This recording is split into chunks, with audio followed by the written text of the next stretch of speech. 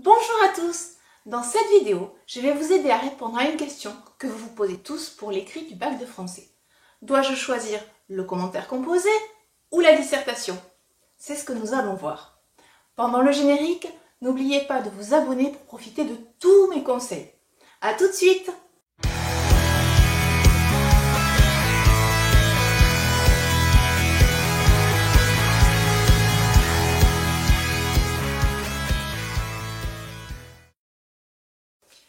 Donc, la question que vous vous posez, c'est « Dois-je choisir le commentaire composé ou la dissertation le jour de l'écrit ?» Dans un monde idéal, vous devriez être capable de maîtriser parfaitement ces deux types de sujets le jour J, afin de pouvoir choisir entre les deux sujets proposés. Mais dans les faits, vous avez naturellement plus de facilité dans l'un ou l'autre des deux exercices, voire vous ne maîtrisez ni l'un ni l'autre. C'est pourquoi je vous propose d'étudier les caractéristiques de chacun de ces deux exercices afin de vous guider dans votre choix. Étudions tout d'abord la définition de ces deux exercices. Qu'est-ce qu'une dissertation? En fait, il s'agit de construire une argumentation pour répondre à une question sur une œuvre que vous avez étudiée en classe et le parcours qui est associé. Du côté du commentaire, on vous distribue un texte dont vous devez faire une étude détaillée, organisée et rédigée. Face à ces deux exercices, vous rencontrez différents types de problèmes que je vais voir tour à tour. Quand on vous distribue le sujet de dissertation, souvent, vous me dites « je n'ai pas d'idée, pas d'inspiration ». Alors là, sachez qu'il existe des techniques d'analyse du sujet pour trouver des idées à tous les coups. Du côté du texte, même chose, une fois que vous l'avez lu, vous me regardez et vous me dites « je n'ai rien compris au texte ». Là encore, il existe des outils d'analyse littéraire pour comprendre le texte. Donc c'est une question de méthode.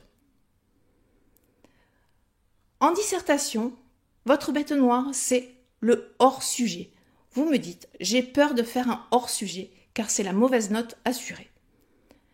Il existe quand même des techniques d'analyse précises du sujet. Il faut rechercher la définition de chaque mot et bien étudier les différents sens de chacun des mots du sujet, ce qu'on appelle la polysémie du langage, pour bien comprendre le sujet et déterminer la problématique. Du côté du commentaire composé, ce qui vous fait extrêmement peur, c'est le contresens. Vous me dites, je fais tout le temps des contresens. Alors là, il existe un garde-fou. Si vous proposez une ou des hypothèses de lecture que vous ne parvenez pas à justifier dans le texte, vous ne trouvez aucune citation ni technique littéraire qui vienne prouver votre hypothèse, c'est forcément que vous faites fausse route et que vous devez abandonner votre hypothèse de lecture. Autre problème rencontré en dissertation, vous avez des problèmes pour faire le plan.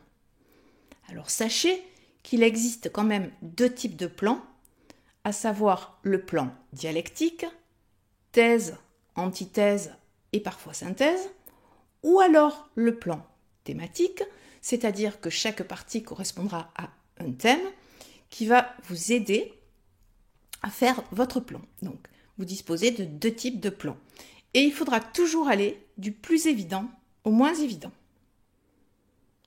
Du côté du commentaire composé, vous avez également parfois des problèmes à faire le plan, puisque vous avez du mal à trouver les axes de lecture qui vont constituer les grandes parties de votre plan. Alors là, il faut que vous reteniez que les axes de lecture vont répondre à la problématique que vous avez déterminée au départ et qu'ils doivent défendre votre axe de lecture comme si c'était une thèse, de la même manière que pour la dissertation, à savoir du plus évident au moins évident. Pour parvenir à faire votre plan, il faut donc que vous travaillez la logique, les connecteurs logiques, c'est-à-dire les petits mots comme mais, ensuite, enfin, tout d'abord, et surtout que vous gardiez toujours à l'esprit d'où vous êtes parti et où vous voulez arriver. Autre type de problème rencontré en dissertation, vous me dites « j'ai plein d'idées, mais je n'ai aucun exemple, ou très peu ». Alors sachez que la règle en dissertation, c'est que à partir du moment où vous avez une thèse, c'est-à-dire une grande idée, il faut forcément qu'il y ait un argument, c'est-à-dire une petite idée qui va expliquer cette thèse, et un exemple qui va justifier votre argument. Ok ? Mais comment je fais pour avoir des exemples ? En fait, tout au long de l'année, vous devez faire des fiches de culture personnelle avec des citations qui sont issues de vos carnets de lecture et de tous les travaux de l'année. Donc vous devez travailler la culture. À ce propos, je vous invite à regarder ma vidéo sur le carnet de lecture qui vous aidera vraiment à constituer cette culture. Du côté du commentaire composé, vous rencontrez un peu le même type de problème puisque vous me dites « j'ai des difficultés à analyser les éléments du texte. Je trouve toutes les citations dans le texte, mais je ne sais pas quoi dire, je ne sais pas comment les étudier. » Là encore, une règle qu'il faut suivre à tous les coups.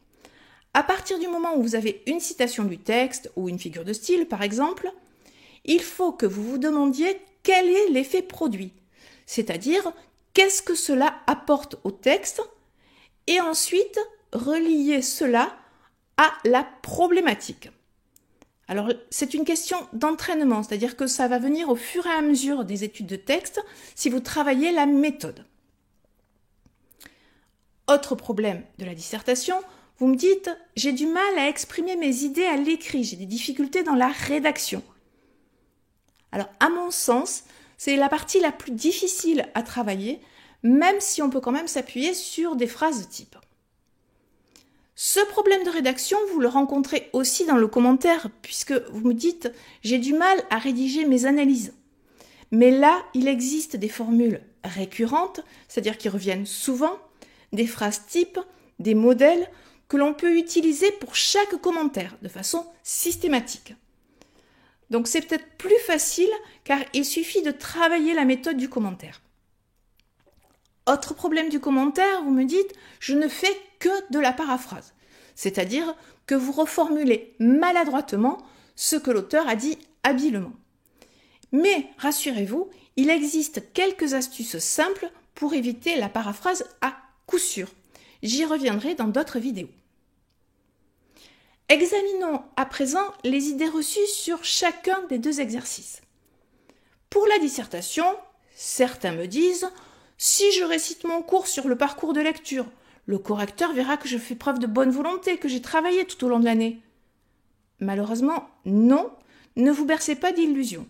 Ce qui va être jugé, c'est votre capacité à mener un raisonnement organisé qui répondra au sujet donné. Autre idée reçue sur la dissertation, souvent les élèves pensent que les correcteurs sont moins sévères car il y a moins de candidats qui choisissent la dissertation. Alors peut-être, certes, mais encore faut-il que votre dissertation respecte les attendus de l'exercice. Et du côté du commentaire, à l'inverse, vous vous dites « tout le monde prend ce sujet, donc c'est plus difficile d'avoir une bonne note ». Alors là encore, c'est faux, puisque ce qui va faire la différence, c'est la pertinence de vos remarques et votre problématique. Donc, en conclusion, ce que je peux vous dire, c'est qu'en toute honnêteté, la dissertation me semble plus adaptée à des élèves qui ont déjà une certaine aisance rédactionnelle et une certaine culture littéraire. Même si, vous l'avez vu, on peut travailler la culture et l'aisance rédactionnelle en faisant beaucoup d'exercices. Le commentaire, quant à lui, permet, à mon avis, de limiter les dégâts à l'écrit quand on a vraiment des difficultés, parce que vous avez un texte qui est le support du devoir, et en vous entraînant avec la bonne méthode, vous pouvez réussir à analyser n'importe quel texte, je vous l'assure. Attention cependant, si vous avez choisi de privilégier un des deux sujets, il ne faut pas pour autant que vous vous désintéressiez totalement de l'autre. Pourquoi ? Tout simplement parce que vous aurez besoin de la dissertation pour l'entretien de l'épreuve orale. En effet, que vous demande-t-on à l'entretien ? On vous demande de savoir répondre à une problématique, d'argumenter et de donner des exemples. Donc exactement ce que l'on vous demande pour la dissertation, mais en plus réduit. Du côté du commentaire, travailler les outils et la méthode d'analyse de texte va vous être nécessaire pour l'épreuve orale d'explication linéaire. Alors, si votre bête noire, ce sont les axes de lecture, vous pourrez respirer. En effet, vous n'avez pas à en trouver pour l'explication linéaire, puisque c'est une explication ligne à ligne. Voilà, j'espère que cette vidéo vous a aidé à y voir plus clair.